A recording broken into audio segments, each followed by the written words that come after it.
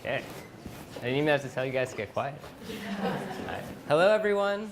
My name is Nick Geller, and I'm a PhD student in the Department of Classical Studies here at the University of Michigan.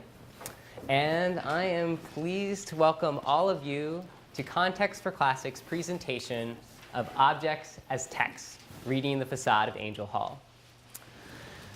This evening will feature an interdisciplinary panel of faculty who will each provide their own close readings of the facade, perhaps the most recognizable building on our campus. There will also be a second part to this event, which is a interactive community translation of the facade, which will take place in April when hopefully it's a little bit warmer outside, as we'll learn about at the end of this panel. And taken together, these two components, 5 close readings and a translation, make up the unique event that we have called U-Monument. But why is it that we need to read and translate our own monuments on campus? They're right in front of us, after all. Do we not pass by them several times a year? Well, before I get to introducing our first speaker, I just want to say a few words about the difficulties inherent to interpreting monuments. On the one hand, a monument seeks to produce an aura of stability, not just against the forces of gravity that it seems to so easily conquer, nor merely in opposition to that decaying, inevitable force of time.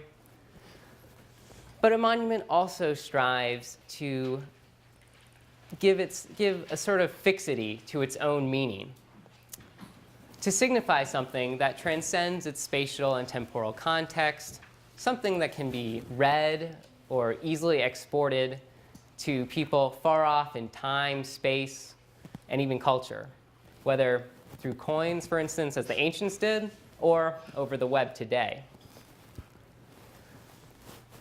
But when we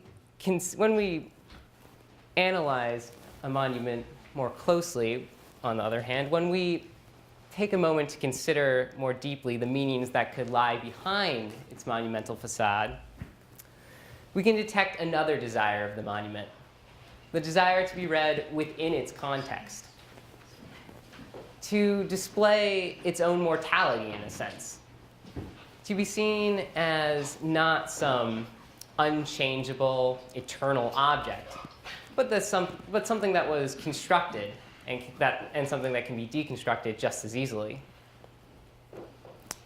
How and why was it built?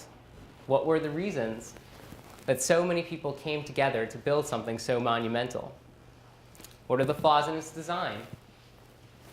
Was it seen as a success to all those who watched it become what we see today?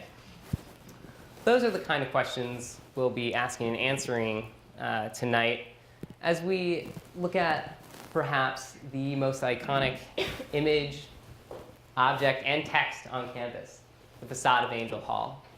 Our 5 speakers, Kristen Haas, Alexander Potts, Terry McDonald, Christopher Rattay, and Andrea Zemgulis, will help us through their readings to see not just what about the facade is monumental, but also what made it a monument in the first place.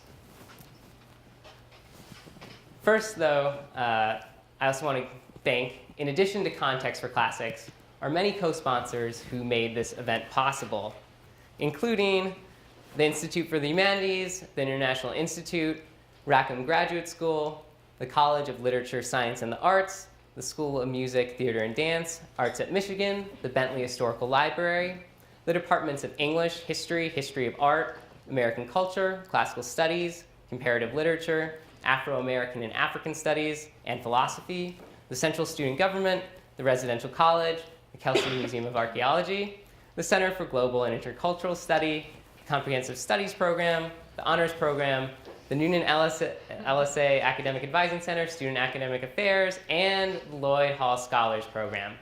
So basically the whole campus. A special thanks also to Judy Gray and Paula Frank, without whose administrative help we would have been totally lost.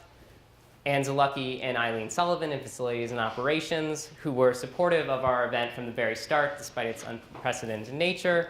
And Marjorie Horton and Allison A., who went out of her way to help us secure last-minute funding.